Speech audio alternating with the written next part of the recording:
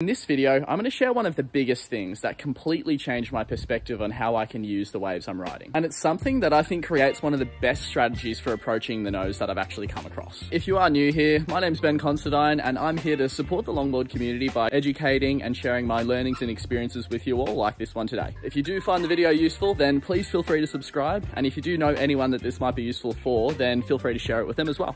Let's get into the video.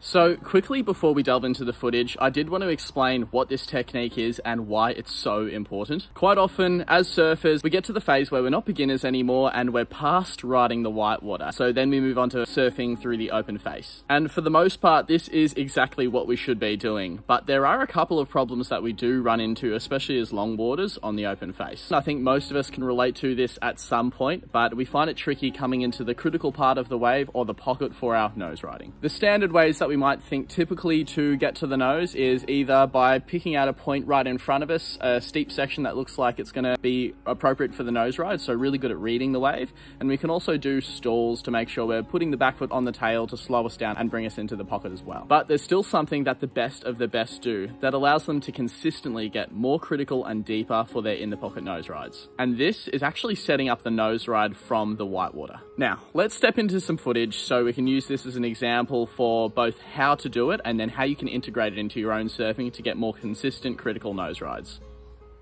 Now, these first waves are the typical setups that we might often see. We read the wave, we pick out a critical section on the wave, we approach the nose firstly by coming into the middle of the board so we can wait in a really balanced and fast position on the board, and then when we can, we pounce to the nose as quickly as we can. Now, these typical setups are different with respect to the positioning on the wave, but the setup on the board is fairly similar, so there's a couple of things that I want to highlight here before we jump into the new examples. Often, I do see people struggling to get to the nose on time, and this is quite often because they are spending so much time on the tail before they head to the nose. Then they try and quickly rush to the nose as fast as they can from the tail, and then by the time they're actually at the nose, the section for the nose ride is over and they've missed it. What we do need to do instead is be a little bit more proactive, and whilst we're waiting for the section that's right for the nose ride to present itself, we need to do our 2 steps forwards into the middle of the board. Now, this is where we want to be anyway, because it's going to be where we're the most balanced and where we can pick up the most speed. We're in the sweet spot of that board. And then the benefits of this as well is when the section does present itself, so say we're cruising along in the middle of the board, and then we come into the section, the critical section that's right for the nose ride, we can just step 1, 2 really quick steps to the nose, and then we're in the pocket on the nose, rather than having to do 4 steps, which is going to take longer and bring us probably more off balance as well. So this is a great way to go about this, and something that I want to translate into the approach that we're about to take as well. Now, this is the wave that shows and demonstrates that positioning in the whitewater to prepare for the nose ride perfectly. So what we can see here is nice tight turn back into the pocket, and you can actually see there that I'm drawing myself back further into the whitewater rather than being in the whitewater and thinking, oh, I'm not on the face of the wave, let's get out there as quickly as possible. I'm actually holding myself further in the whitewater because I know that that's actually going to put me in a better position for the nose ride. I can see ahead where the critical section is going to be and what that section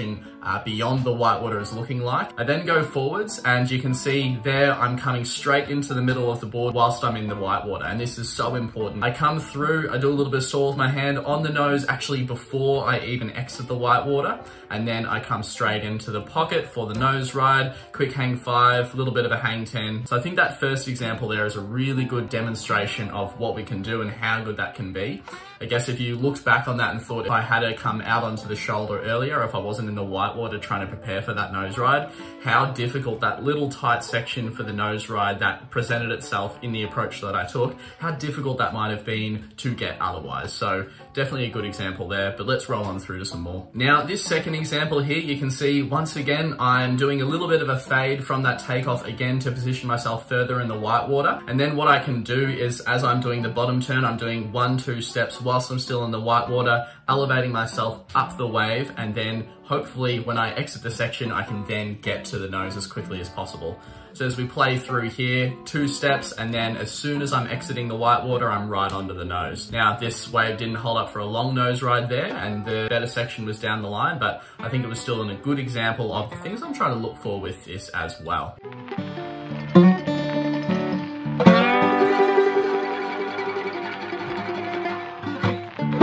Now, what I wanted to highlight with this next wave, the first part of the wave is just that more standard normal approach where I do a turn and then I try and hit the nose, but I don't approach it from the whitewater. But what we see later on is a really good example. So I'll let this play out a little bit. So again, you can see a little nose ride and then we hit the turn. What I like about this here is we can use this example there. So I'm cross-stepping through to the middle of the board to accelerate through the whitewater. And this is a really good thing to focus on because I'm in the whitewater. If we stay on the tail, we're in a slow part of the wave on a slow part of the board. So we do want to cross-step to the middle, not only because it has the advantage of getting us closer to the nose so that we can pop straight to the nose when we need to, but it's a nice balanced, fast position to be speeding through the whitewater in as well. With this example though, you can see that as I'm exiting the whitewater, I actually notice it's not really the appropriate place to head to the nose. And instead I want to do a little bit more of a deviation coming further back into the pocket to set up the nose ride. And so what I like about this example is that even though we're approaching the middle of the board to set up for the nose ride, it's a really good place to be to consider our options. So we're in the middle of the board. If we want to hit the nose because there's the right section, let's go for it. If it's not the right section, we can cross step back 2 steps and maneuver our board. We can do a cutback, we can do whatever we want to. So I think this overall approach and recipe, if you will, so coming to the middle of the board to consider our options and then acting on that when the sections present itself is a really good way to go about things. And this one here is by far my favorite example, and it was such a sick nose ride. I still remember it now. So I'll let this play through and then we'll run through that together.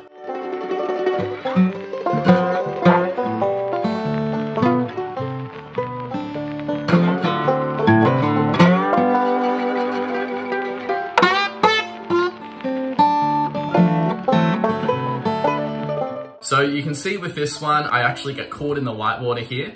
Now, again, another approach you might think of is, I know we're in the whitewater, what are we gonna do? We need to just accelerate out of it. But if we can be in the whitewater, accelerate ourselves and still take a really nice sharp line across the wave, then again, it sets us up really, really nicely. And this really is just a perfect example of waiting, staying patient in the whitewater, and then seeing that critical section beyond the whitewater, the part of the wave that often if we're further out on the wave face, if you look at this and see if we were further out, it'd be really tricky to get into that tight section. One of the few ways that we can actually access that section is by coming behind from the whitewater, so then we enter the section and we're tight in the pocket, and it leads to a really nice hang 10. So that one was a great one and a really great feeling from that one as well. And then the other thing that I really wanted to touch on, I think will be really valuable for you as well, is just the positioning of the board when we're exiting the whitewater. It does still need to come quite high. If we stay low, think about, we need to be low to traverse across the wave in the whitewater, but if we stay low when we come onto the wave face, this is where we're likely to nosedive unless that wave is super, super critical. So what we do need to do is, as we're exiting the whitewater, place a little bit of weight onto the inside rail as we're in the mid part of the board, and then we're going to cross step forwards, and as we place more weight onto the inside rail, that's where we can get that drift up the wave face so that when we come to the nose, we're nice and high. The other thing I did want to highlight here that I think is really interesting and super important for you to know is that the nose ride is actually a stalling maneuver. So say we're coming really fast down the line from the whitewater and then we hit the pocket. You might think, why wouldn't we just accelerate past the pocket or past that point of the wave as well?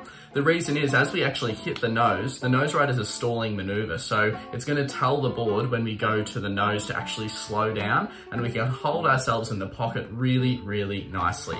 And so I think this is a great thing to understand because it just makes more sense as to why what is happening, and hopefully that can help you use this strategy and tool. And then just a quick reminder as well, again, something I'm super excited about, but there's still the Glide Surf Collective product is available for order. Feel free to check out the hoodies and the shirts in the link down below. And if you grab one, let me know what you think. I'd love to hear. But we'll leave it there for today and we'll catch you on the next one.